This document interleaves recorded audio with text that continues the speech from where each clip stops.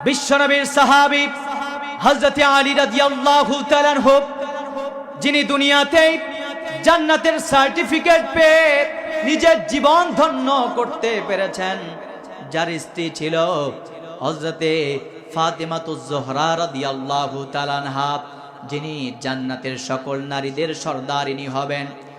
হযরতে আলী তার যেই দুইজন ছেলে সাইয়্যিদা শাবাবি আহলিল জান্নাহ, তারা তো এমন ছেলে, জান্নাতের যত যুবক আছে, যত যুবক জান্নাতে যাবে সব জান্নাতি যুবকদের সর্দার হবে হাসান এবং হোসাইন।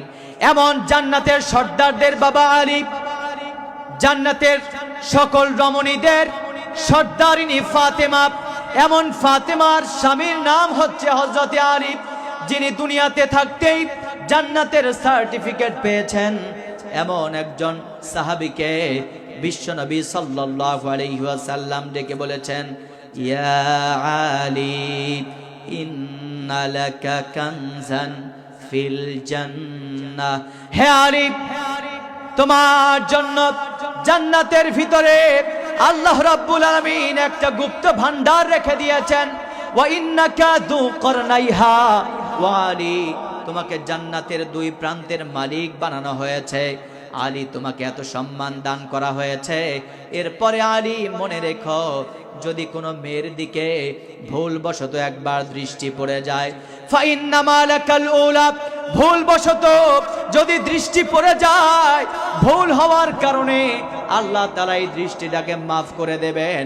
কিন্তু ইচ্ছাকৃত যদি দ্বিতীয়বার কোনো নারীর দিকে তাকাও, ওয়ালাইসাত লাকাল আখিরা, কিয়ামতের মাঠে এই চোখ তোমার বিপক্ষে দাঁড়িয়ে যাবে। ওয়ালি, কিয়ামতের মাঠে এত সম্মানিত হওয়ার পরেও তোমার চোখ তোমার বিপক্ষে দাঁড়িয়ে যাবে। আমার কলিজার টুকরা যুবক ভাইয়েরা, আমরা যারা গার্লস ছুটি হওয়ার পরে, স্কুল কলেজগুলো ছুটি হওয়ার পরে আমরা যারা রাস্তায় দাঁড়িয়ে থাকি, কখন আমার পরাণ পাখি আসবে, আমি তারে একটু দেখবো, একটু দেখতে চাই, দেখলে ভাল লাগে, এমন পাগল যুবক আছে কি নাই? আওয়াজ করে বলতে হবে, আছে কি নাই?